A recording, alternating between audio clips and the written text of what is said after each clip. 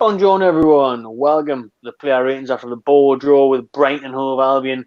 I'll start you off for Martin Dúbravka, and I think we've seen a stat during Sky Sports when that game was live that he's made the most saves throughout the Premier League this season, with the ex-Magpie Tim Krul in second. It was 138 or thereabouts for Dúbravka's total saves made throughout this campaign. Showed how crucial he was, especially in the first half for Newcastle. Some important saves, some tips over the bar.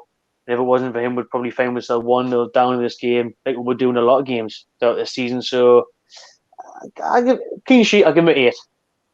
Yeah, it's fair enough. Like, he was called upon quite a few times in the first half. Really, he made a great save in the second half.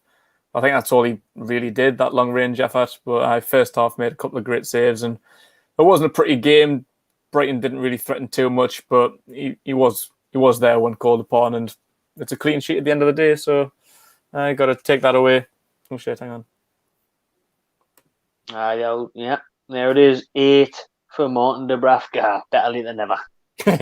My bad. Javier Manquillo back in the team today after a couple of games hiatus. He did all right. I think it was a bit of a nothing performance. Really, he tried to help in the attack going forward, but ultimately didn't really get too much involved. I can only really give him about a 5. I think. I think we could probably just say that for most players. Did Ari just like Newcastle? It was just middle of the park. But a couple of player ratings will stand out, so we'll get into them. A couple of players, but Krafth alongside him was one of them for me, who came in as a centre back when we know he's a right back for Sweden. He's been asked to play right wing back quite a few times in Newcastle, quite a bit of stick. But the day when we're seeing Ali, he took a nasty injury at one point, and Brucey said in post-match conference that he's in a lot of pain. He put his body on the line the day, got in some crucial blocks, and I thought he was a great stand-in at centre back. Carroll, not needed. Young Watts, not needed at centre back. Krafth, Bruce trusted in him, and he was solid enough. Couldn't ask for much more than him. I give him a solid 6 out of 10. Alongside him and Federico Fernández, that fairly standard performance. I thought it was all right, to be fair, because we've been saying for the last 4 or 5 games now that he's dying for a rest. Nobody's wanted to see him in the starting lineup for the last 3-4 games. But he had to play again today, obviously, with Lascelles and Shaw being out for the last remaining games. He was forced to play another 90 minutes, funnily enough, because he hasn't played many of them lately. But it was actually all right. That was probably his best performance in the last 3-4 games, because you can tell he just looks knackered. He's looked really slow, off the boil, knackered. But today he did what he had to do. It was decent enough. So probably about a 6 for him as well. Yeah, and then who else was it at the back? Danny Rose? Mm-hmm. Yeah, Danny Rose was back in the team after obviously not being able to play against Spurs, his current club, trying to battle that permanent deal that Brucey, I think, is keen on. Again, it's an inconsistent performance from Danny Rose. 1 minute, he times his tackle to perfection. Mm-hmm. The next, he's late and gets a booking. And he got away with a yellow for quite some time, to be fair. The referee could have given him a yellow a bit sooner in the game. I thought he's having a bit of bother with the young pacey attack down that right-hand side. But he did well in part. He did enough to stop the danger at important times. I give him a 6. Yeah. It's becoming a bit of a theme. In the middle of the park, I'll go with Jonjo Shelvey. Ain't nobody. Jonjo Shelvey. I thought he had a decent game, to be fair. It was a bit of a slow start, I think. Well, I think the whole team was slow in the first half. I think Brighton dominated. Brighton dominated the first 40-45 minutes, but he grew into the game. Second half, he was trying to unlock the defense a bit. He was getting forward quite a lot as well. He was quite strong in the attack, making some decent passes.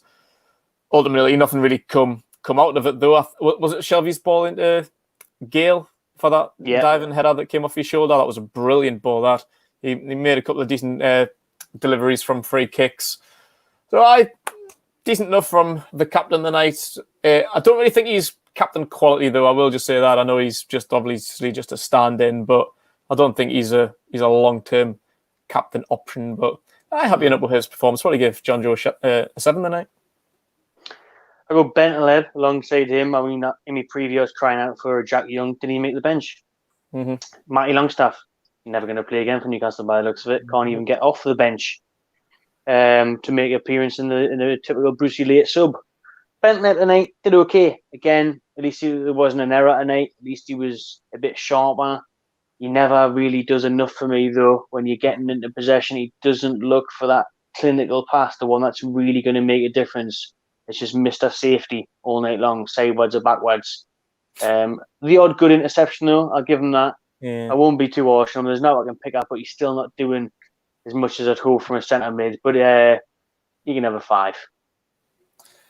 Yeah. Further forward, then I'll go with the talisman, Allan Saint-Maximin, who shouldn't have started the night. He was a major doubt going into the game. Obviously, it looked like he got a pretty serious injury towards the end of the Tottenham game. It looked like he'd done his hamstring, so obviously a doubt coming into tonight. So it was a real surprise to see in the starting lineup, and I think that was a mistake from Brucey. He just wasn't himself. As I just said, he's my talisman, everybody's favourite player, the only real threat, the dynamic player, and we just didn't see that tonight. He looked like he struggled to get into the game. It's like, for how quick he is, he's probably one of the quickest players in the Premier League. He just looked slow tonight. Like he's just constantly walking around the field with his hands on his hips, his head down. Like, he just shouldn't have been there. It's not that he didn't want to be there. I'm sure he wanted to be there, but he was just shouldn't have been there the night for me. So I'm quite disappointed with his performance. But as I probably said, week in, week out, it's probably Brucey's lineup. Brucey's probably forced these players in when they shouldn't be there, like Fernandez, like Manquillo in the past. So I can only really give him a 5 tonight. I'll go Almirón alongside him. I thought again had a quiet game. Didn't see him enough on the ball where we like to see him pick up the ball at the start of our half, drive towards the penalty area, maybe look to go out wide, maybe look to beat a man. Stand out was his nice little flick to the front post, good save by Brighton's keeper Matty Ryan, but apart from that, a very quiet evening from Almirón. I'll give him a 4. Mm-hmm. Matt Ritchie on the left-hand side, shocking first half. Really, really poor. Got caught out in a possession inside his own box. Was lucky for A, not to give away a penalty, and B, concede a goal because Dúbravka had to pull him out the shit. If it wasn't a penalty, I thought VAR might have got involved, but they didn't. Referee was happy enough with it. And then moments later, he dived into a challenge where he could have maybe been sent off if his studs were a little bit higher. It was a poor challenge, deserving of a yellow, but I think you thought it might have been a red at first, didn't you, when we were on the watch along? But he got better in the second half, to be fair. It wasn't a terrible second half performance. I think we dominated the second half. I think we had a lot more attack, but Ritchie, he played a nice little combo at one point towards the end with Rose down the left-hand side. First half was very, very poor for Matt Ritchie, so he can have a 4 as well. I go Dwight Gayle. Is that left out of the starting 11? Yeah, that's it. Gayle, you know what I mean? I thought he did pretty good tonight. I think he's unlucky with his header. Again, he does very well to beat the tough, tall, battling Brighton centre-backs. Gets in front of his man at the corner, flicks it on, hits the top net, and does all you can ask from him, really. And there was another chance you mentioned, the Shelvey ball in, where he could get on the end of it, could make more of it. But I think he knew he was going to get taken off. And once that gave him the kick up the arse to really press, to really battle, to really try and stake a claim, to try and make something happen. Second half, Dwight Gayle, but he did all you could ask from him, really, with the amount of service that was provided tonight and the system he was playing. I thought he had a good game. I'd give him a good 6 out of 10. Yeah. And that's the starting 11. None of the subs, really. They were a little bit too late. 73 minutes it took to make a substitution. Way too long for me, for Brucey. Only made 3 as well, so had 2 remaining. Lazaro came on with 5 minutes left, didn't really get in the game. I didn't really think Joe Linton got much into the game, but the only sub really worth talking about is Andy Carroll. Missed an absolute sitter. Still looking for his first goal for the club. I know he's been unlucky with injuries. Well, I was going to say this season, but for the last 10 years. But I like that header, and like you can see in his face, like nobody needs to tell him that he should have scored that. It's golden opportunity. It's pretty much an open goal as well, because Matt Ryan comes out and doesn't get anywhere near it. Carroll's beat the man marking him. Got to just get it on target. Poor. Shame. He puts another one over the bar just after that, and much harder chance. He was crying out for a corner. I'm not sure if it was or not, but it's disappointing to see him miss that one. But at least he got involved. Like, that's why we like Andy Carroll. Like, he's not afraid to get stuck in. He is that aerial threat, and I think we could have done with him a lot sooner. Obviously, Dan Burn and Lewis Dunk, two tall, strong, physical defenders. I think if Carroll was on earlier, or maybe he's on from the start, let's say he came on the 73rd minute, I think if he was on a lot earlier, he could have made more of an impact. He was getting stuck in, but that header is going to stand out for him all season, really. Like, he's not going to forget that one in a hurry. Yeah, no, a good point as well. I mean, if he comes on earlier in the game, he misses that chance in the 20th minute. He's got a good hour or so left to get another chance to pick yourself up and try and get the goal. And even Brighton, you mentioned Dunk in Burn, the lad from Blythe, Geordie lad. They even bring on Duffy as well to try and maintain Carroll, because that's how much of a threat he is. So it's a massive shame that Annie doesn't put that in the back of the net, because he's got to score from there. That's his bread and butter.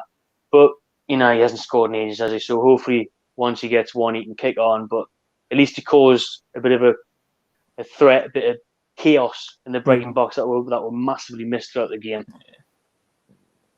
That's it then, isn't it? Yeah, I like I said, Joe Linton and Lazaro came on, but didn't really get involved much, so can't really give them a rating. Well, drop your player ratings in the comments below. Subscribe to my Channel TV and enjoy yourself.